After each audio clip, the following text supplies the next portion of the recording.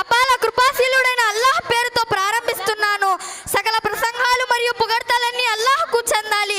ఆయన సకల లోకాలకు ప్రభు.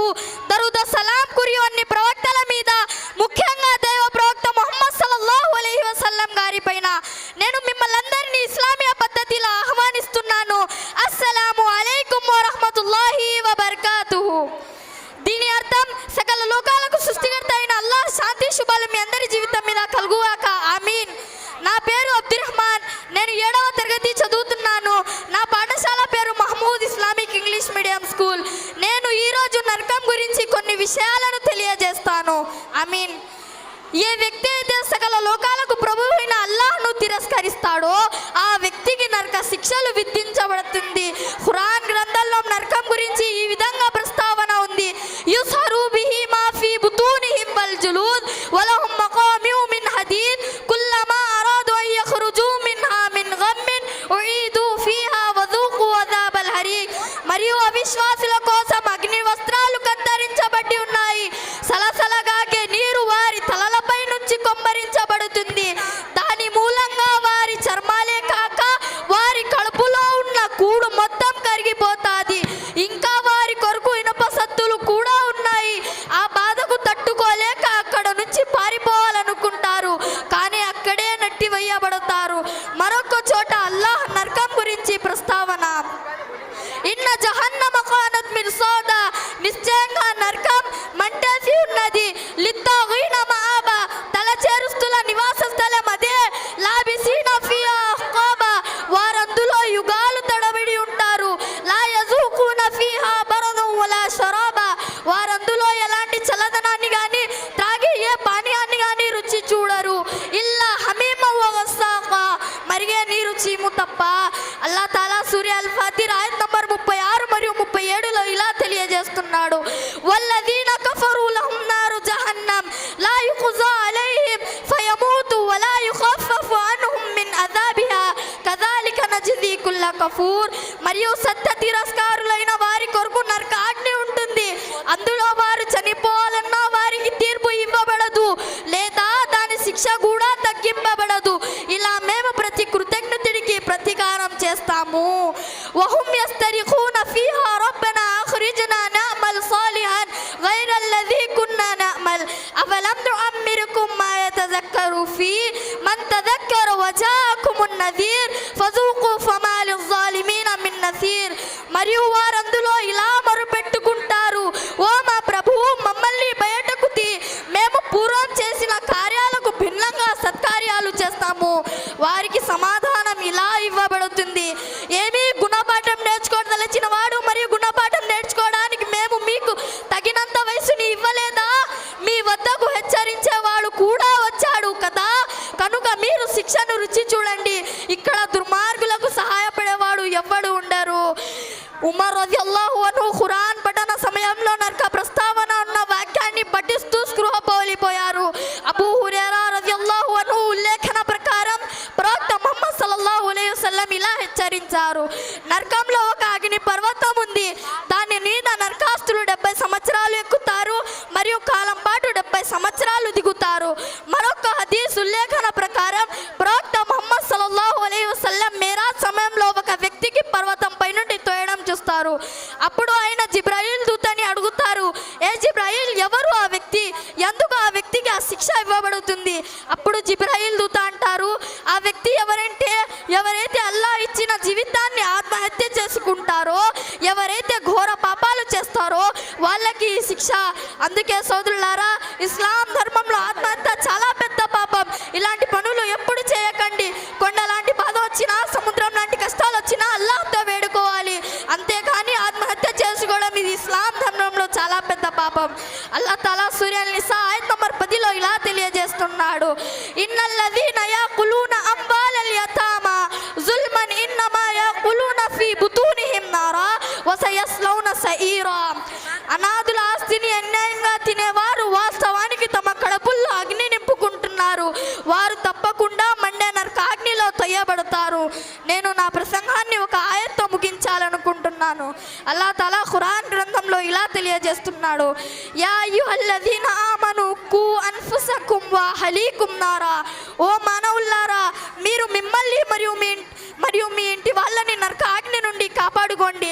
నేను చివరిలో అల్లాహ్తో ప్రార్థన చేస్తున్నాను, అల్లాహ్ మనమందరికీ నరకాగ్ని నుండి కాపాడుగాక. అల్లాహ్ మనమందరికీ నరక శిక్షల నుండి కాపాడుగాక. అల్లాహ్ మరియు ఆయన ప్రవక్త విధేయత చూపే సౌభాగ్యం ప్రసాదించుగాక.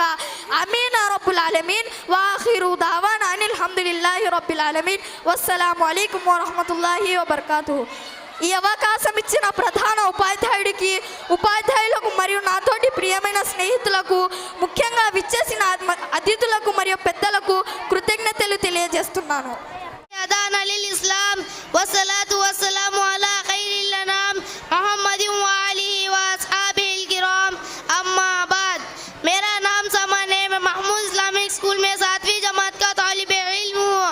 आज इस महफिल में मेरी तकरीर का उन्वान है उम्मते मुस्लिमा बस्ती में क्यों। मोहतरम सामीन किराम, उफ ये क्या है, चारों तरफ इंतशार, लड़ाई झगड़े, खूंरेजी, इज्जतों आबरू के साथ खिलवाड़, और वो भी उस उम्मत के साथ जिसे तमाम उम्मतों पर फजीलत हासिल है। आखिर क्यों ये उम्मत बस्ती के गड्ढे में गिरती जा रही है, क्यों हर जगह पैरों से रूंधी जा रही है, आखिर से उसे किस जुर्म की सजा मिल रही है। अल्लामा इकबाल ने कहा था, वो जमाने में मुअज़्ज़ज़ थे मुसलमान होकर, वो जमाने में मुअज़्ज़ज़ थे मुसलमान होकर, और हम ख़ार हुए तारीख़ कुरान होकर। मैं समझता हूँ कि इस उम्मत का सबसे बड़ा जुर्म ये है कि उसने अपने असल मंशूर आयात यानी कुरान अजीज को बालाए ताक रख दिया है। वक़ाल रसूल या रब्बी इन्ना कौमी इत्तख़ज़ू हाज़ल कुरान महजूरा। सिर्फ बरकत और जीनत का जरिया बना लिया है, हालांकि कुरान इसलिए आया था कि इंसान उसके जरिए राह हिदायत मालूम करे, इसके मुताबिक जिंदगी गुजारे। लेकिन अफसोस, सद अफसोस हमारे अक्लों पर कि हमने आज कुरान से हिदायत मांगना छोड़ दी है। आज हमारे पास कुरानी तालीम हासिल करने का वक्त नहीं है, इसे समझकर पढ़ने का टाइम नहीं है। हालांकि खुद सहाबा किराम की जिंदगी हमारे सामने शाहिद है कि वो कुरान की एक एक आयत को समझकर पढ़ने के लिए दूर दराज का सफर किया करते थे, तमाम मशक्कतें बर्दाश्त किया करते थे। यही वजह है कि वो कैसर व किस्रा के ताज के मालिक बने। लिहाजा हमें ये सर बुलंदी दरकार हो तो हमें अपना रवैया कुरान के साथ दुरुस्त करना होगा। हाज़रीन किराम, दूसरी वजह जो मैं समझता हूँ वो रिश्तों की पामाली है। मदीने के इस्लामी माशरे में मुसलमान जिसमें वाहिद की तरह रहते थे, दूसरे की तकलीफ को वो अपनी तकलीफ महसूस करते थे और अपने मोमिन भाई को आराम पहुँचाने के लिए अपना आराम कुर्बान कर देते थे। लेकिन आज हमारे अंदर से मोमिनाना कुव्वत खत्म हो गई है, हम अपने भाई के खून के प्यासे बने हुए हैं, हमारे अंदर से सिला रहमी की अहमियत निकल गई है। आज हमारे रिश्तों की बुनियाद दौलत और मफाद परस्ती पर है, जिसकी वजह से ना आज हमारे लफों में इत्तेहाद है और ना हमारे घरों में सुकून है। यही वजह है कि गैर मुस्लिम कौम में जो हमारी इस कमजोरी को भाप किए हैं, वो हमारे नौजवानों को दौलत के बल पर खरीद कर हमें ही नुकसान पहुंचा रहे हैं और हम दिन ब दिन तनज़्ज़ुली की तरफ बढ़ते जा रहे हैं। लिहाजा हमें रिश्तों की कदर और मंजिलत को समझना होगा, अपने घरों और सफों में इत्तेहाद पैदा करना होगा, तभी हम बस्ती के उस तूफान से निकल सकते हैं। हवस ने टुकड़े टुकड़े कर दिए नौए इंसान को, हवस ने टुकड़े टुकड़े कर दिए नौए इंसान को, उक़ुव्वत का बयां हो जा, मोहब्बत की ज़ुबान हो जा। वाखिरु दावाना अनिल हम्दुलिल्लाहि रब्बिल आलमीन। वस्सलामु अलैकुम वरहमतुल्लाहि वबरकातुहू। वकफ़ा वसलामुन अला इबादिहिल्लज़ीना इस्तफ़ा अम्मा बाद। मोहतरम सदर जलसा, मेहमानाने ख़ुसूसी, मुशफ़िक़ मुअल्लिमीन मुअल्लिमात व हाज़िरीन व हाज़िरात मजलिस, जिस मौज़ूए सुकून पर मैं तकरीर करने की जसारत कर रही हूँ वो हमारे माशरे में ऐसा नासुर है जिसने जिंदगी की बुनियादों को हिला कर रख दिया, सैकड़ों हजारों घरों को तबाह व बर्बाद कर दिया है और कितने ही जज्बात को मिसल कर रख दिया है। ये वो बीमारी है जिसे आप जहेज के नाम से याद करते हैं। इस्लाम के पासबानों,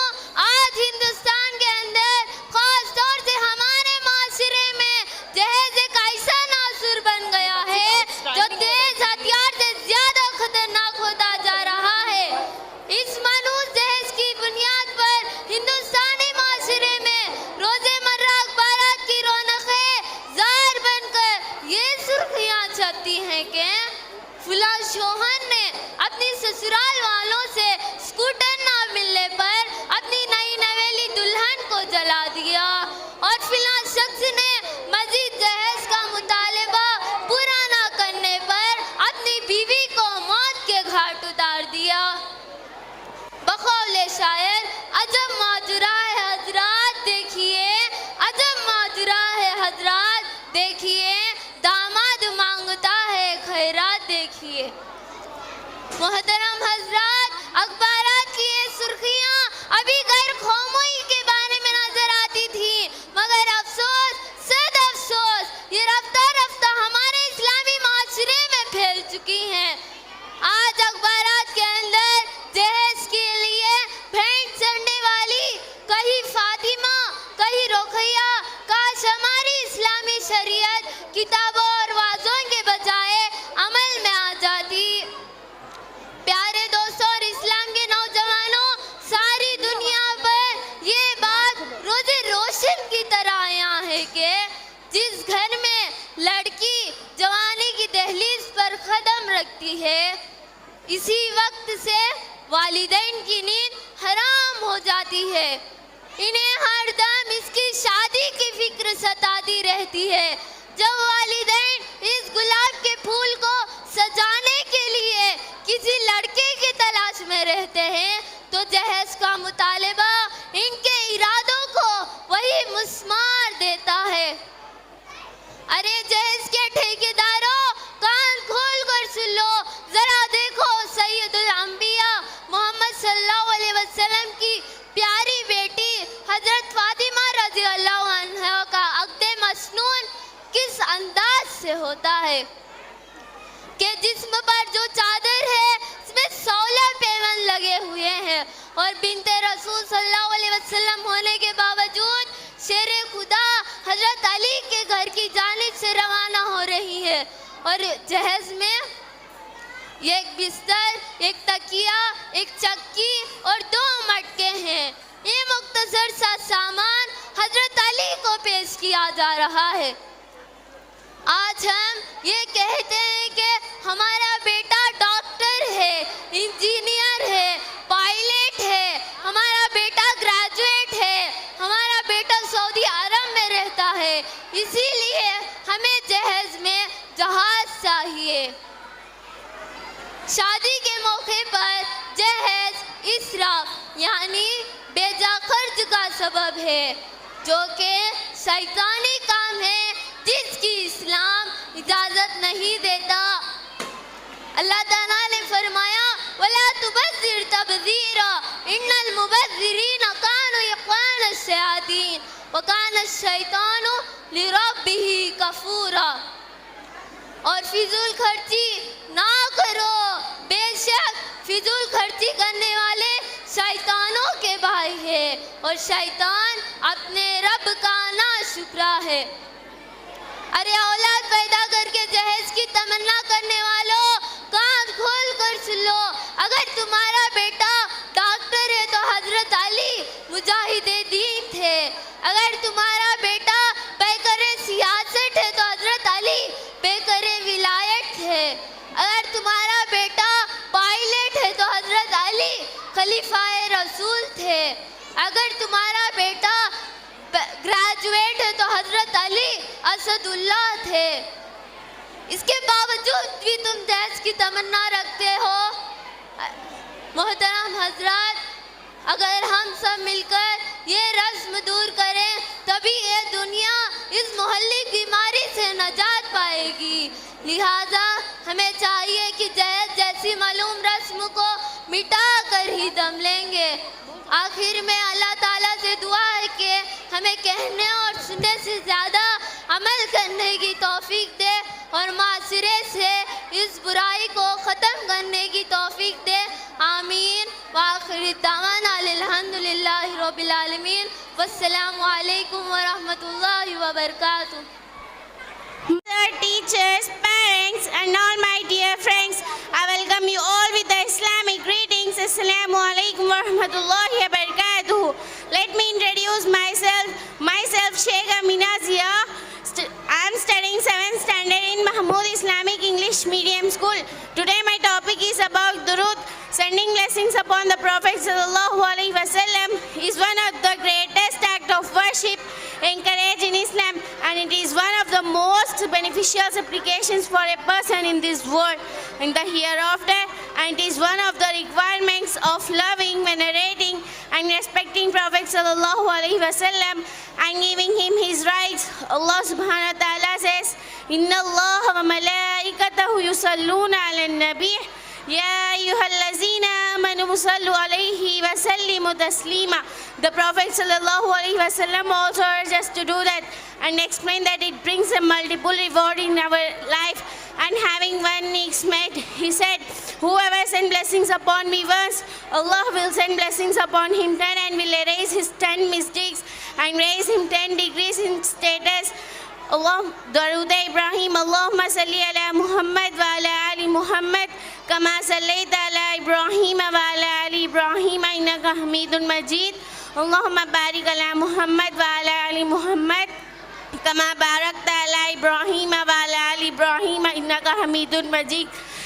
Importance of sending durood upon the Prophet sallallahu alaihi wasallam. The Prophet sallallahu alaihi wasallam said, when any one of you prays, let him begin by praising Allah, then let him send blessings upon the Prophet and then ask for whatever he wants. Umar bin al-Khattab radiyallahu anhu said, dua is suspended between heaven and the earth and none of it is you taken until you send blessings upon your Prophet.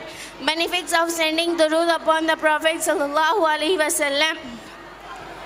That he is raised by 10 levels, that he has written 10 good deeds, that he has erased from 10 sins, attaining 10 salat from Allah by the person who sent salat upon him once.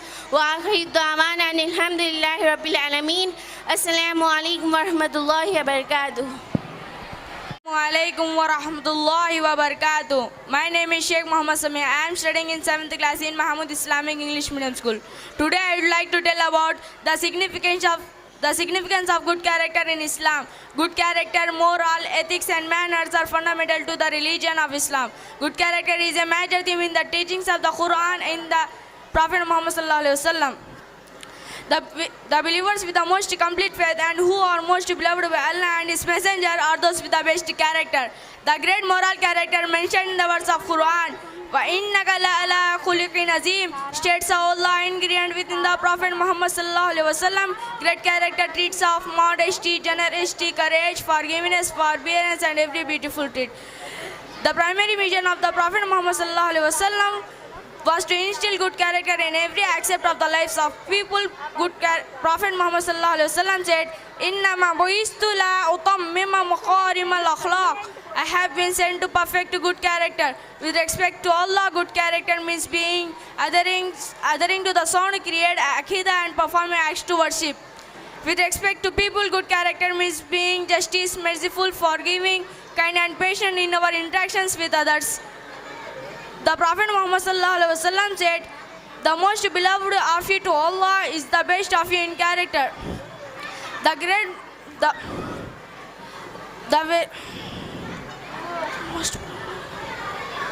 There is nothing better in the scales than good morals and manners.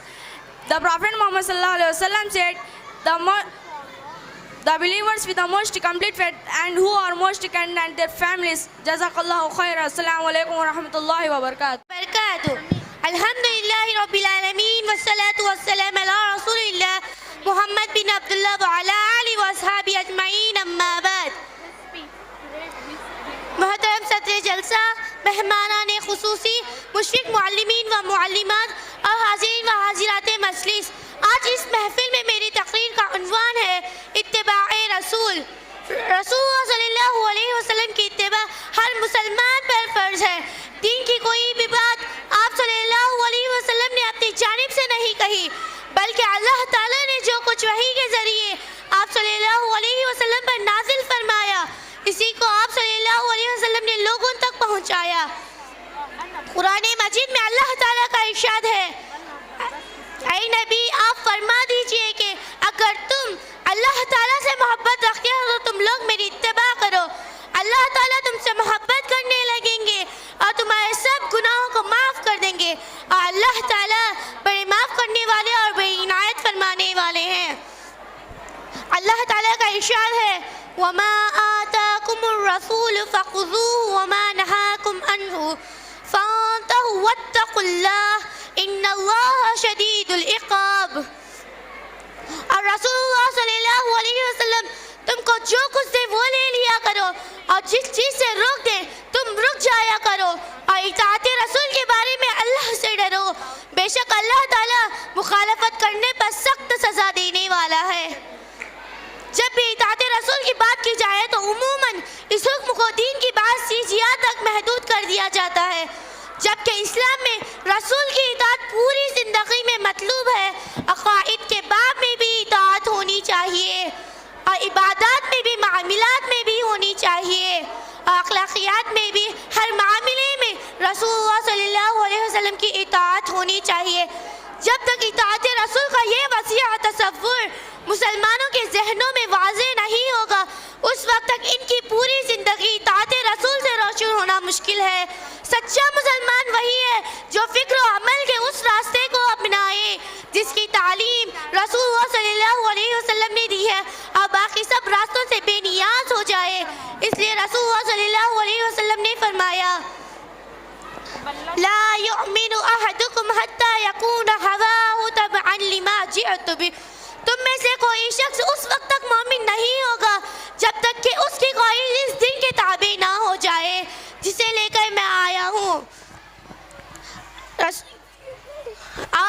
सूरत निसा में जन्नत की खुशखबरी सुनाते हुए कहा गया, वमन युतिइल्लाह व रसूलहु युदखिलहु जन्नातिन तजरी मिन तहतिहल अनहार खालिदीन फीहा व ज़ालिकल फौजुल हमीद। जो शख्स अल्लाह उसके रसूल की पूरी इताअत करेगा तो अल्लाह उसको ऐसी बहिश्तों में दाखिल करेगा जिनके नीचे नहरें जारी होगी, हमेशा हमेशा इनमें रहेंगे, और ये बड़ी कामयाबी है। आखिर में अल्लाह ताला से दुआ है कि वो हमें ज़िंदगी के हर मामले में इताअत रसूल की तौफीक अता फरमाए। आमीन सुम्मा आमीन। अस्सलामु अलैकुम व रहमतुल्लाहि व बरकातुहू।